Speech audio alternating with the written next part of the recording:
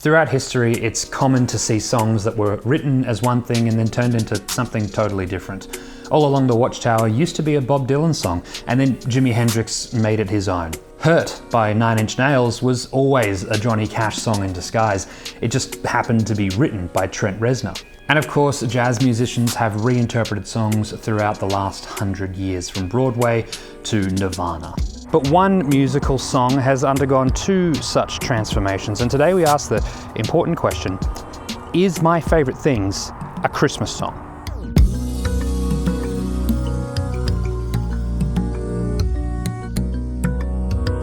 Before we go on, leave a comment below now before you watch the rest of the video and let me know if My Favorite Things should be a Christmas song, because that's a slightly different question. And also like the video if you think that My Favorite Things is a song.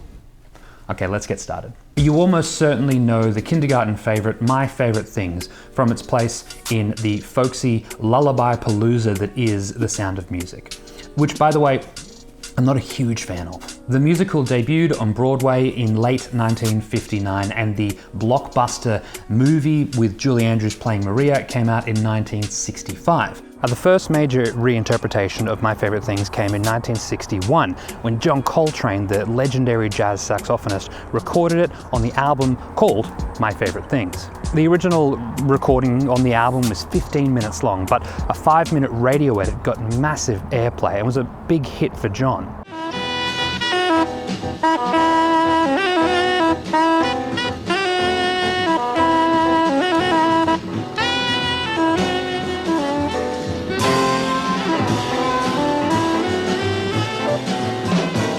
The John Coltrane recording is interesting for three main reasons. Firstly, it was the first recording that John Coltrane played the soprano saxophone, which would become important for the rest of his career. Secondly, it pretty much cemented single-handedly My Favorite Things as a jazz standard.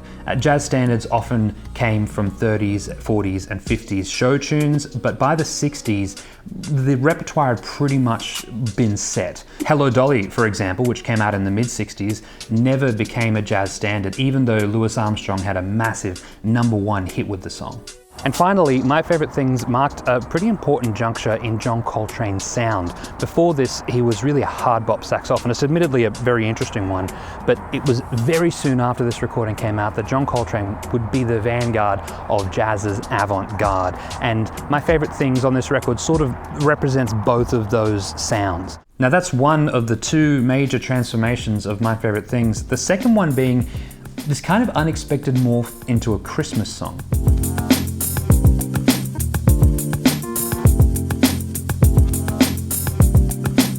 Now the question of whether or not My Favorite Things is a Christmas song is slightly more ambiguous than whether Die Hard is a Christmas movie, which it is, by the way, because the song was never written about Christmas or with Christmas in mind. Interestingly, the reason that the song is played on Christmas radio in December actually starts with Julie Andrews, but not in the film.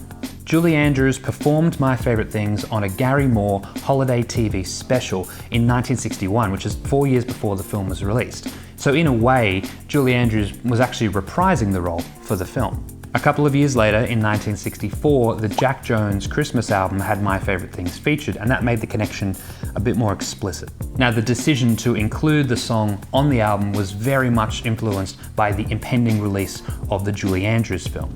Apparently, a plugger for the publisher of My Favorite Things approached one of the producers of the Jack Jones Christmas album and suggested that My Favorite Things would make a good tune for the album. The producer apparently replied, "But My Favorite Things isn't a Christmas song."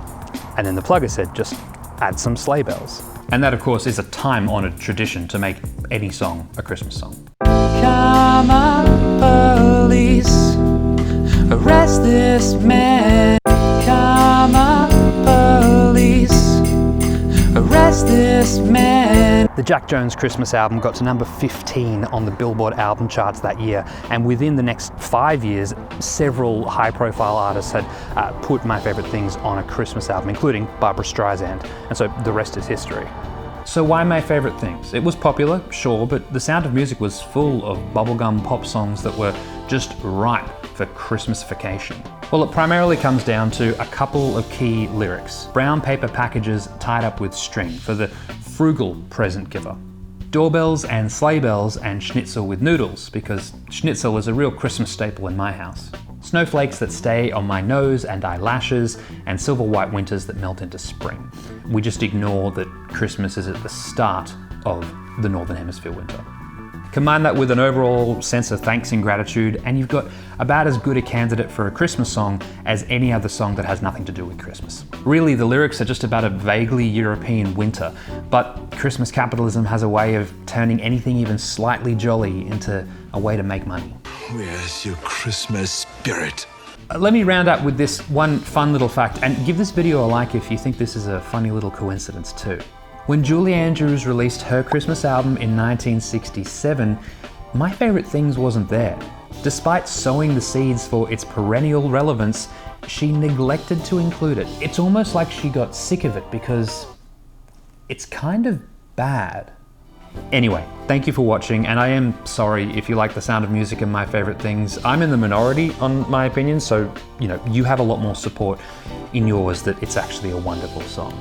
I make videos about jazz music primarily, so if that sounds good to you, please subscribe to the channel and we can do this again. If you are watching this at Christmas, here is a video about 4 Christmas jazz albums that I really love that you should check out as well. If you're watching at any other time of the year or just want something a little less jolly, here is a different video, which I'm sure is just as interesting. Thank you very much, and I'll see you next time. Bye.